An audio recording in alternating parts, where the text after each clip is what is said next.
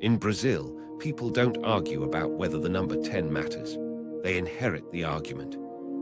Pelé wore it.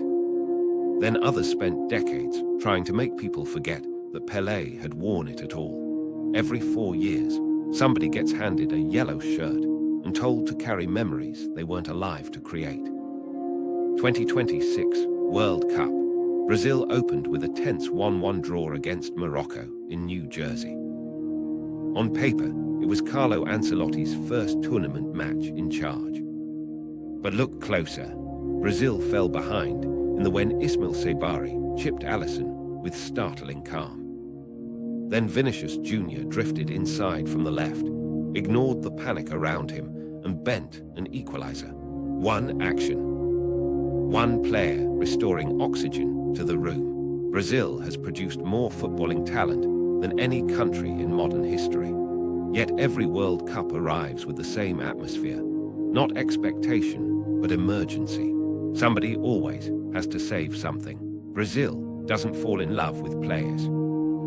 It falls in love with the idea that one of them will finally fix everything. The numbers almost encourage the fantasy. Pelé's final World Cup triumph came in 1970. Romario ended the drought in 1994. Ronaldo lifted the trophy in 2002. 24 years separated Pelé and Romario. 24 years separate Ronaldo and this tournament. Every failed tournament changes the job description. The next star isn't expected to win matches anymore. He's expected to heal disappointments he had no role in creating. In Paris in 1998, confusion spread through the Brazilian camp. Rumors circulated. Medical reports changed. Nobody seemed certain what had happened to Ronaldo Nazário before kickoff against France. Then he walked onto the pitch. For 90 minutes, Brazilians watched the player who never seemed physically possible struggle to complete ordinary movements. The invincibility had leaked out. 4 years later, Ronaldo returned and won the World Cup, but redemption carried a hidden cost. It reinforced the belief that even institutional chaos could be rescued by individual brilliance. Then came Neymar. Before turning 20, he had already been introduced as Brazil's future. Against Colombia in 2014, a fractured vertebra ended his tournament. Days later, teammates held his shirt during the national anthem before facing Germany. By kickoff, Neymar's absence had become the team's organizing principle. Grief had replaced preparation. The result was 7-1. The structure underneath the superstar had collapsed. Now the burden shifts again. Vinícius Júnior arrives with elite club pedigree and Ballon d'Or level recognition. Yet he is asked to carry an entirely different tier of anxiety. Vinny isn't just carrying a tactical system, he has become a global symbol of resilience against systemic racism in European football.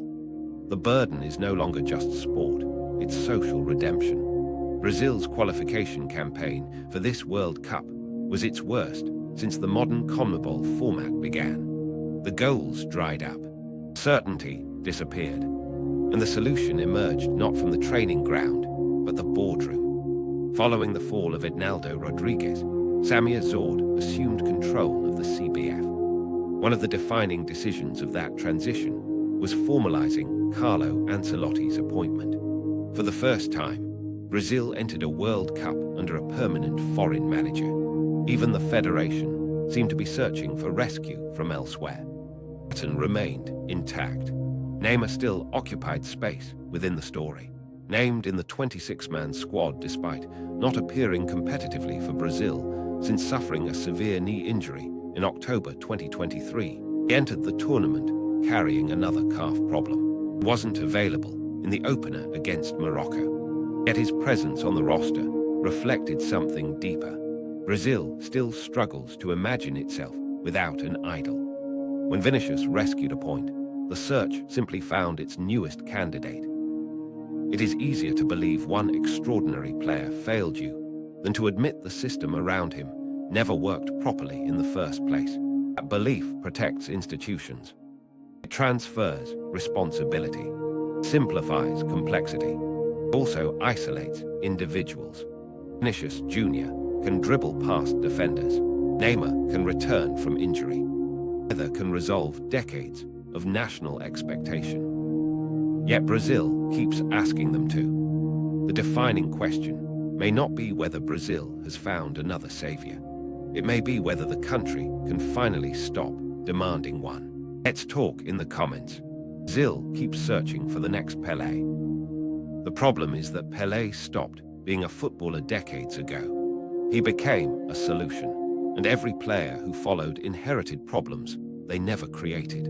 Vinícius Júnior can score goals. Neymar can recover from injury.